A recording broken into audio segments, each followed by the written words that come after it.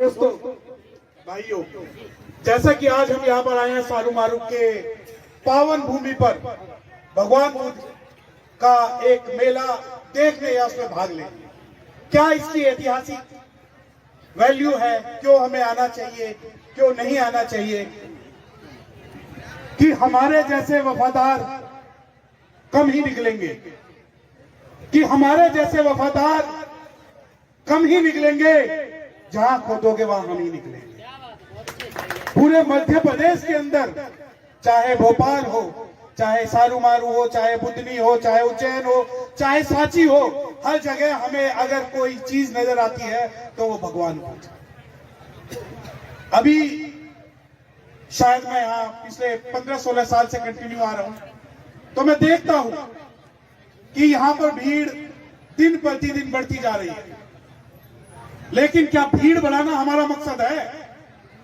क्या हम यहां पर सिर्फ और सिर्फ कुछ फोटो खिंचवा के, कुछ सेल्फी लेके जाना हमारा मकसद है? दुष्यंत की एक कविता है कि हो गई है पीर पर्वत पिघलनी चाहिए, कि हो गई है पीर पर्वत पिघलनी चाहिए, और आज फिर इस हिमालय से गंगा निकलनी चाहिए, और आज ये दीवार पर्दों की तरह जलने लगी। शर्त लेकिन ये थी कि बुनियाद हिलनी चाहिए, और हर सड़क पे, हर गली, हर मोड़ पे, हर राह पे, कि हर सड़क पे, हर गली, हर मोड़ पे, हर राह में हाथ हिलाते हुए हर लाश चलनी चाहिए। और सिर्फ हंगामा खड़ा करना मेरा मकसद नहीं, सिर्फ हंगामा खड़ा करना मेरा मकसद नहीं। सारी कोशिश ये है कि सूरत बदलनी चाहिए, और हो कहीं भी आग तो ये आग लगनी चाहिए, हो कहीं भी आग तो ये आग लगनी चाहिए। ये हमारा और आपका सामूहिक दायित्व है कि हम जब भी आए तो अपने 2-4-7 लोगों को यहाँ पर लेकर आए। सवाल है कि क्यों हमें मनाना है? भाई मैं एक बात कहता हूं, माननीय भिक्खु संघ से मैं इसकी परमिशन लेता हूं। मैं एक बात मन से कहता हूं, आज भी कह रहा हूं, कि ना मैं हीन यानी हूं, ना मैं महायानी हूं, मैं भीम यानी हूं। मैं जो भगवान बुद्ध को मानता हूं, तो मैं पहले 22 प्रतिज्ञाओं का मानता हूं, और 22 प्रतिज्ञाओं के बाद मैं कुछ और मानूंगा, क्योंकि मुझे समाज के अंदर बुद्ध का भी अगर झंडा लहराना है तो बाबा साहब का भी लहराना है। क्यों मैंने ये बात बोली?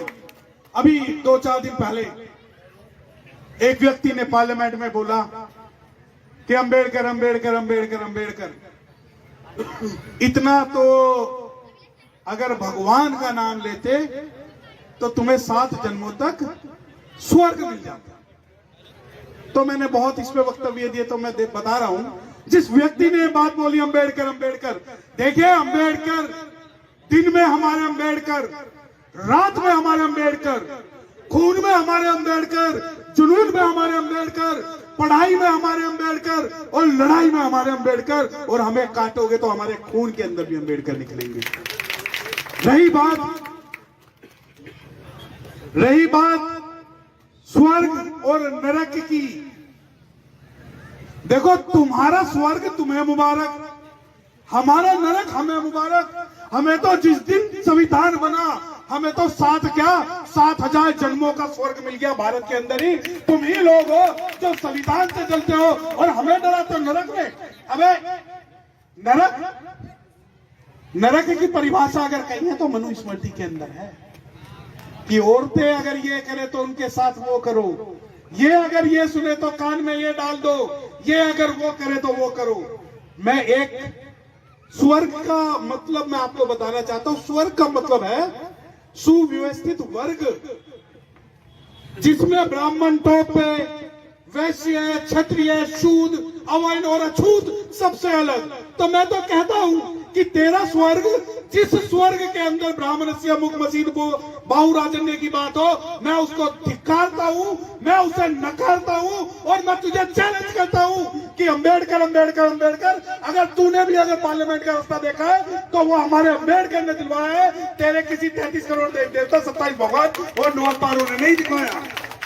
और तुम मुझे कहते हो कि मुझे चैलेंज करते हो, मेरे समाज को चैलेंज करते हो।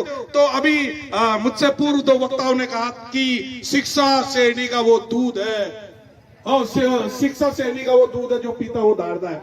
मैं माफी चाहता हूं, मैं इस बात से सहमत नहीं हूं।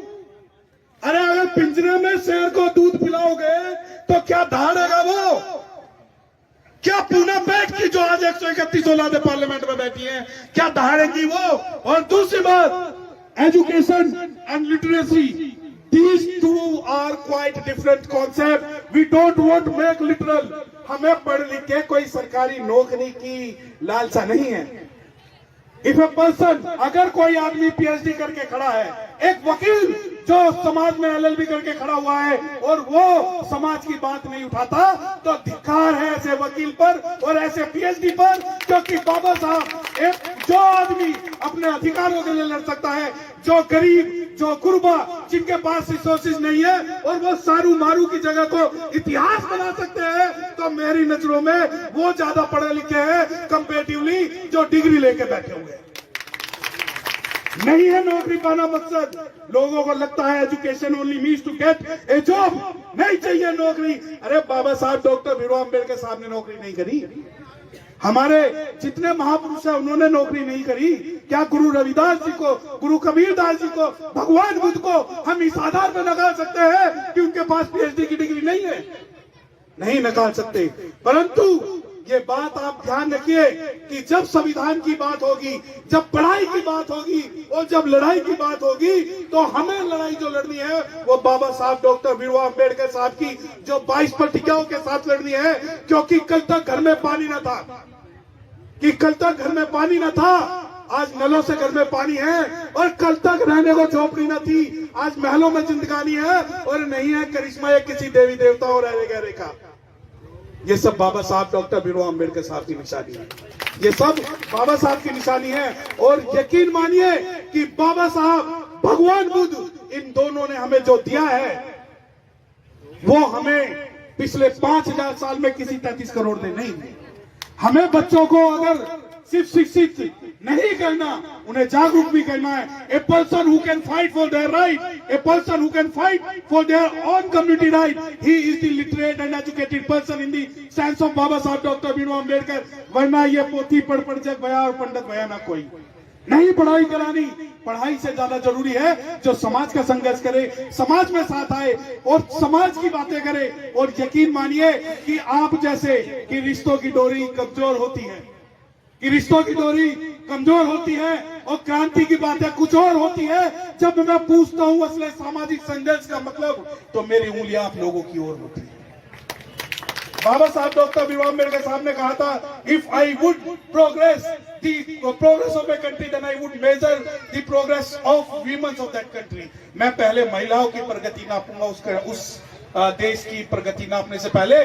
तो जब हम सारू बारू में, मैं जब भी आया हूं, मुझे ये खुशी हुई है कि यहाँ महिलाओं की तादाद पुरुषों से ज्यादा है। और यकीन मानिए एक महिला 10 पुरुषों के बराबर है। हो सकता है कि मैं यहाँ से जाकर अपने फोन में लग जाऊं, हो सकता है मैं टीवी चला लूं, परंतु एक महिला अगर यहाँ से जाएगी तो पूरे परिवार को बुद्ध में बनाएगी। और अगर हमें पूरे भारत को बुद्ध में बनाना है तो हमें ये बात ध्यान रखनी होगी कि हमें भगवान बुद्ध के सपनों का भारत सिर्फ और सिर्फ किताबों में नहीं बनाना, यथार्थ में बनाना है, व्यवहार में बनाना है। और यकीन मानिए, बस एक चिड़िया, जंगल की आग लगी